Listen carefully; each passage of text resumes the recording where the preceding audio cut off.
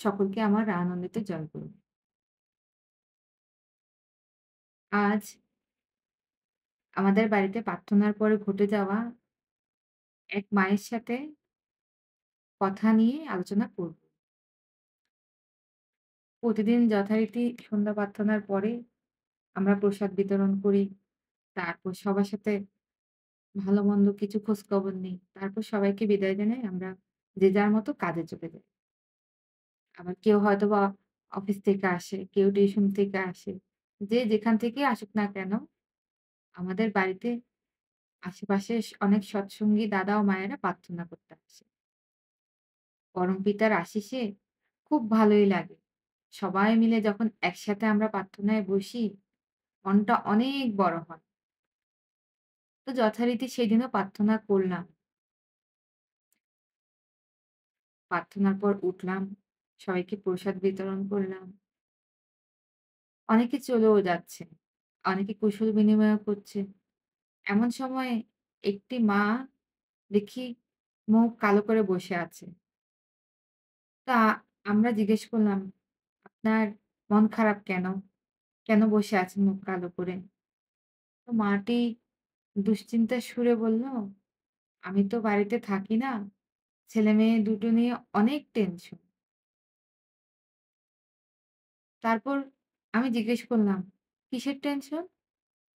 কেন হঠাৎ এত চিন্তার কারণ কি?" যখন এরকম জিজ্ঞেস করলাম মাটি বলল, "এখন সাপের উপদ্রব বেড়ে গেছে।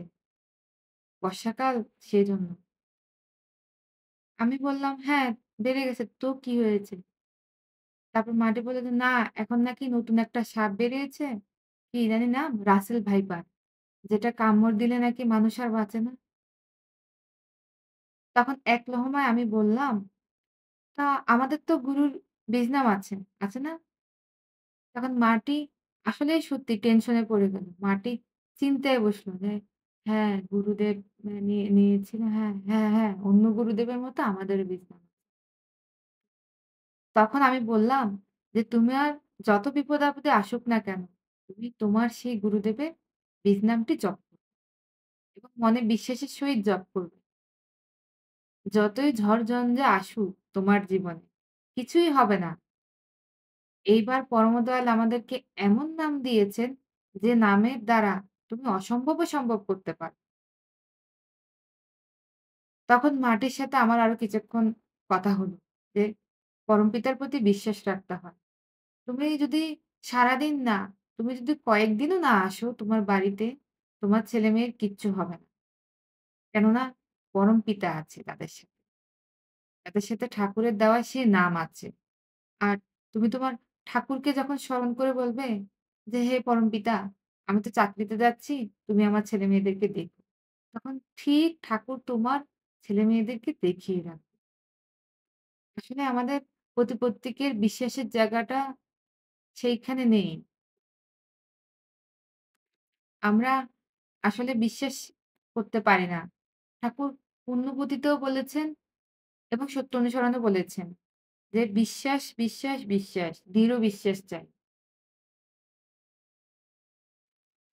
যেমনিভাবে শ্রী, শ্রী দাদা বর্তমান আচার্যদেবের বাবা বলে গেলেন যে, "বিশ্বাস যদি ঠিক থাকে তাহলে অমাবস্যার রাতেও তিনি পূর্ণিমার চাঁদ দেখতে পান।" ঠিক এরকম। গভীর বিশ্বাসে সবকিছুই হতে পারে। আমরা আসলে গভীর বিশ্বাসটাই করতে পারি না।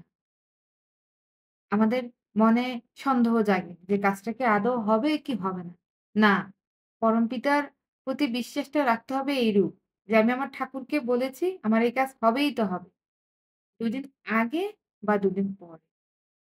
এইটুক ভরসা রাখলেই হলো। আর আমরা করি কি কাজটা শুরু করলাম। ইস! কাজটা হচ্ছে না।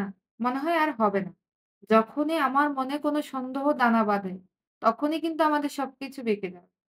এজন্য শ্রী ঠাকুর বললেন, "প্রত্যেকটা জিনিসের প্রতি এমন বিশ্বাস করো, সাথে তোমার ধৈর্য ধরো।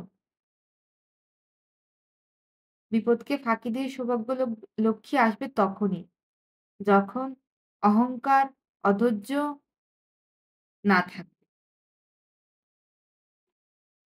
তাই প্রত্যেককেই বলব, পরমপিতার প্রতি বিশ্বাস করো। পরমপিতার প্রত্যেকটা কথায় বিশ্বাস করে চলো। দেখবে জীবনে ঠকতে হবে না। তুমি জয়ী হবেই হবে সবকিছুতে। সকলকে আমার আনন্দিত জয় গুরু।